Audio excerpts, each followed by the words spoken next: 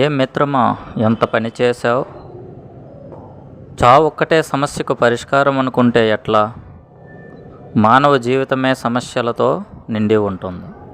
ప్రతి సమస్యకు పరిష్కారం అనేది ఉంటుంది. దానికి సమాధానం చావు అని ఎందుకు ఆ తప్పుడు నిర్ణయం తీసుకున్నావు? అసలు ఏంటి అనుకుంటున్నారా? ఇటీవల హైదరాబాదులో జరిగినటువంటి హృదయ విదారకమైనటువంటి ఘటన చూస్తే ప్రతి ఒక్కరూ ఆశ్చర్యపోతారు, బాధపడతారు.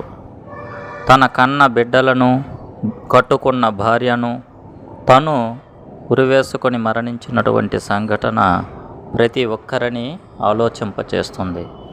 ఆర్థిక సమస్యలు కావచ్చు, కుటుంబ కలహాలు కావచ్చు, కారణం ఏదైనా కావచ్చు.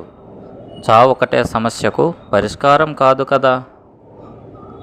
మనకి దైవం జీవితాన్ని కల్పించినది సుఖంగానో కష్టంగానో జీవించమనే తప్ప కష్టం వచ్చేటప్పుడు మరణించమని కాదు.